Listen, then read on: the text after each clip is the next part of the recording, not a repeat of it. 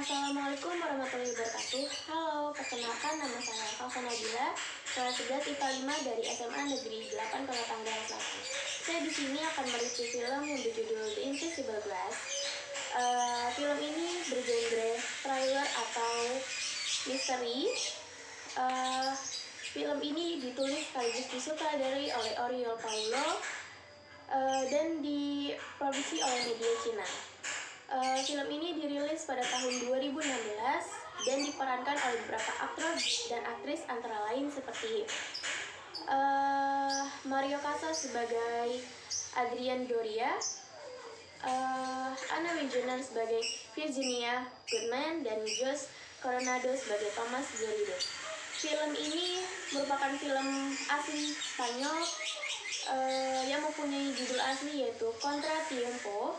Film ini berkisah tentang Adrian Doria, ya, seorang bisnismen muda yang tengah menjalani proses hukum untuk kasus pembunuhan Laura Vidal yang merupakan kekasih gelapnya. Film ini dimulai dengan ditemukannya Adrian Doria dan kasih gelapnya yaitu Laura Vidal di sebuah kamar hotel dengan kondisi Laura Vidal sudah meninggal dunia.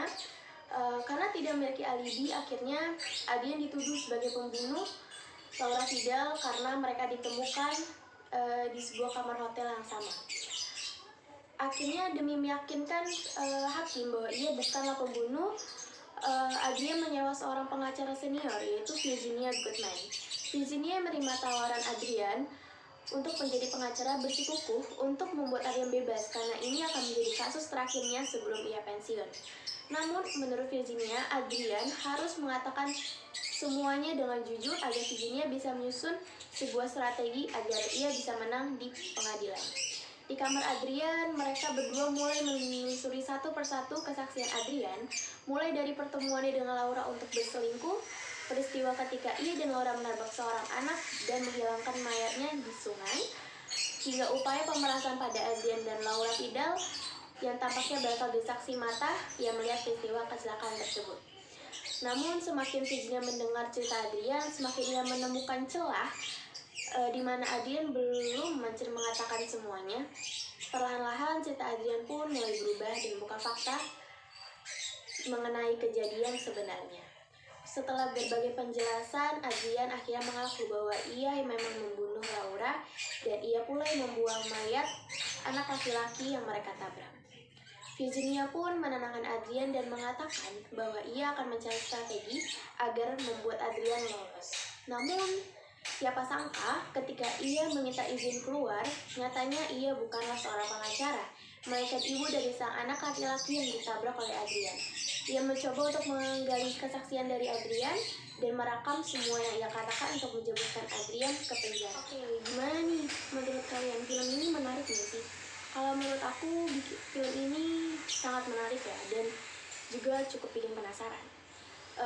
Beberapa hal yang menurut aku menarik dari film ini adalah yang pertama ada plot twist-nya yang tak terduga dan banyaknya plot twist-nya.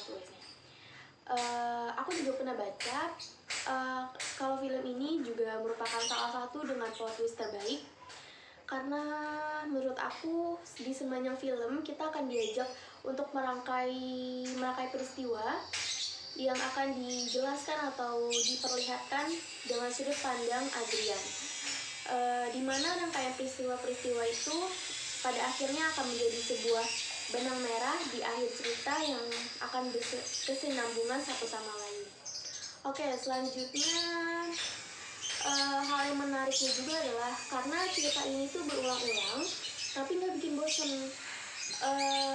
Berulang-ulangnya karena apa? Karena kan di cerita ini kita akan disajikan tentang sebuah cerita Adrian dan si pengacaranya, dan juga setting film ini tuh kebanyakan di dalam apartemen milik Adrian, dan juga itu kejadian di satu malam. Kenapa kok nggak bisa bikin bosan ya? Padahal kan kejadiannya itu aja dan setting lokasi itu aja. Nah, yang bisa bikin kalian gak bosan itu mungkin karena ini, menurut aku, karena tuh di sepanjang kita nonton, kita itu dituntut untuk melihat detail-detail peristiwa demi peristiwa yang akan kita rangkai untuk membacakan plot twist dalam film ini. Nah, selanjutnya tuh ada sinematografi, editing, dan scoring yang sangat menarik dalam film ini.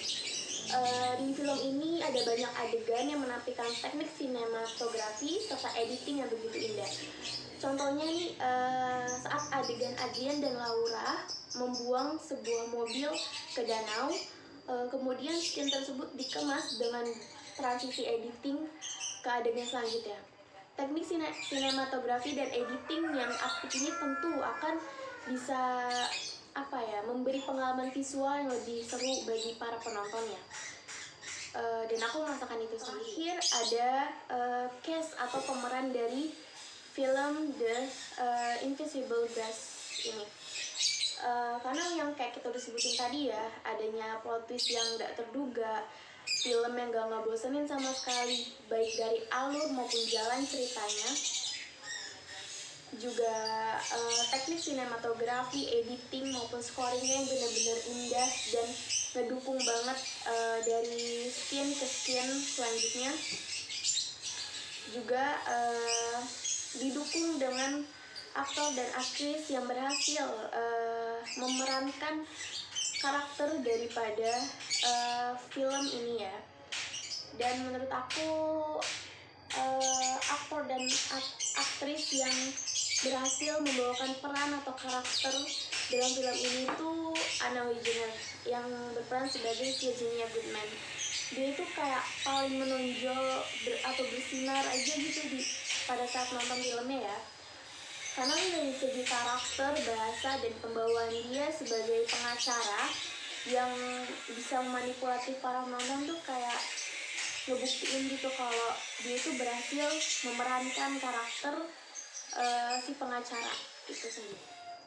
Oke, kesimpulannya adalah film ini keren banget dan sangat recommended buat orang-orang yang suka film dengan genre thriller, misteri, alur yang bolak-balik, maju mundur, dan bikin sakit kepala. Ini cocok banget buat kamu. Dan juga untuk orang yang tidak suka film bergenre thriller atau misteri kayak gini, kayaknya kurang cocok ya, karena film ini tuh kayak punya plotnya tuh bolak-balik yang bikin pusing, bikin sakit kepala. Mungkin kurang cocok bagi kalian yang kurang suka genre kayak gini ya. Tapi untuk aku sendiri sih, rating dari aku ya, film ini tuh aku kasih 8,5/10 karena walaupun plotnya bolak-balik, alurnya maju mundur, bikin pusing, bikin sakit kepala, cuman tuh filmnya tuh kayak nggak ngebosenin dan malah bikin penasaran, gregetan gitu nontonnya. Dan kayaknya itu aja deh, kurang lebih review dari aku. Untuk kalian orang-orang yang suka genre kayak gini wajib banget nonton. Dan juga untuk orang-orang yang nggak suka atau kurang tertarik dengan film bergenre thriller atau misteri karena kayak takut pusing, takut sakit kepala, tapi kalian coba dulu deh, kayak siapa tahu suka, siapa tahu malah jadi penasaran terus kayak dilanjut gitu kan. Karena aku awalnya juga kayak gitu, kayak penasaran, akhirnya lanjut sampai selesai. Udah sih itu aja ya, kurang lebih ya mohon maaf. Wassalamualaikum warahmatullahi wabarakatuh. Terima kasih.